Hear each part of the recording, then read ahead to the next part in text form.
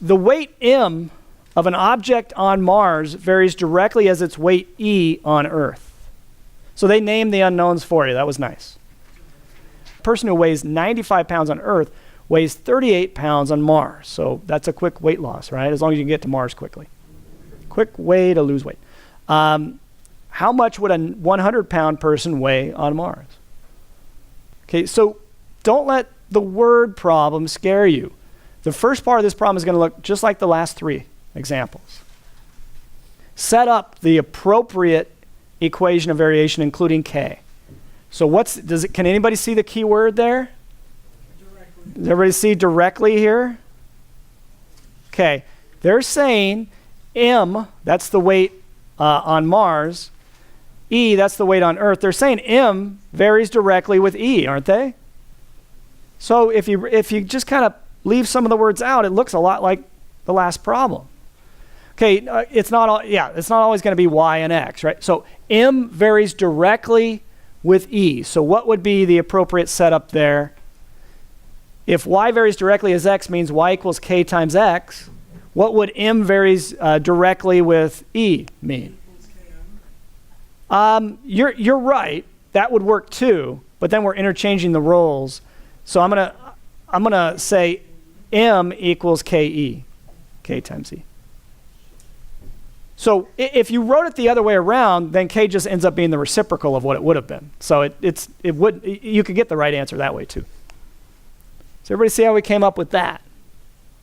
Now, the next part of the problem looks, again, like the last three problems. You're going to find k by using the given measurements, okay? But then there's going to be an additional step at the end. So the given measurements are, okay, a person who weighs 95 pounds on Earth weighs 38 pounds on Mars. So is that 95 an m or an e measurement? E. So e is 95. Let's plug that in. And then the 38 must be m, right?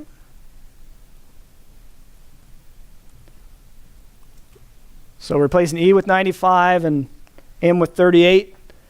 We get 38 equals k times 95. Or, if you don't like that, if you like having the unknown on the left side, you could just write k times 95 equals 38. Doesn't matter. I usually switch it around at some point.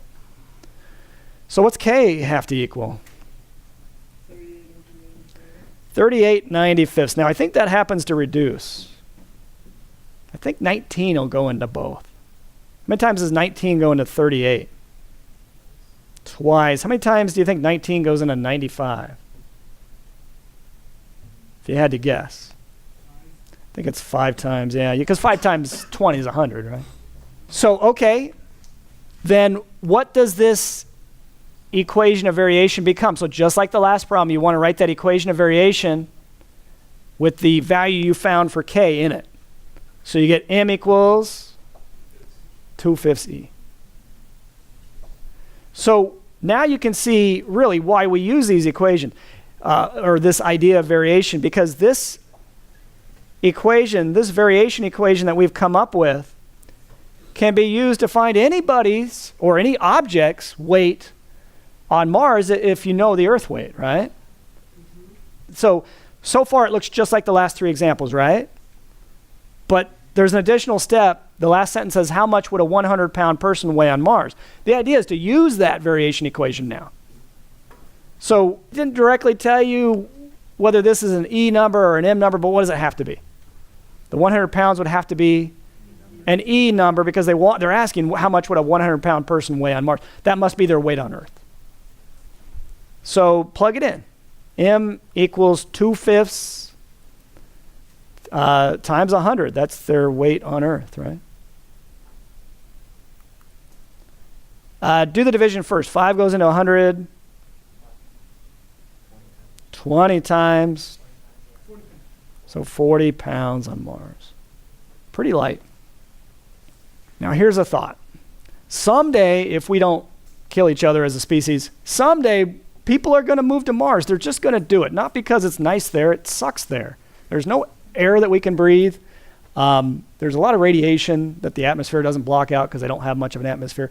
Somebody's going to move there, though. and make the planet a little nicer. We know how to heat up planets, so they could do that. Now, what's the problem going to be if they try to come back? Well, okay. Let's say there's many problems. I can't argue with that. But as far as this one goes, if you're used to weighing less than 40% of your weight, that's what 2/5 is, right?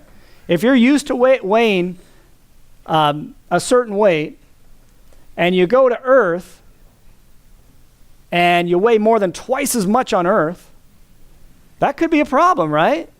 I'm not saying you couldn't adjust to it, but it might take a long time. And somebody who's born on Mars, maybe never. Or maybe they just wouldn't want to. Maybe they could, but they probably wouldn't want to. So that's what math can get for you. You can not just use it to predict things in a numerical way, but to predict problems that could arise given a situation. So I like this problem. What would your weight on Mars be? You don't have to tell me what your weight is here, but just think about it. What would you do to get your weight on Mars? Just plug it in here. Right? You wouldn't weigh very much. Think how much you could bench press on Mars.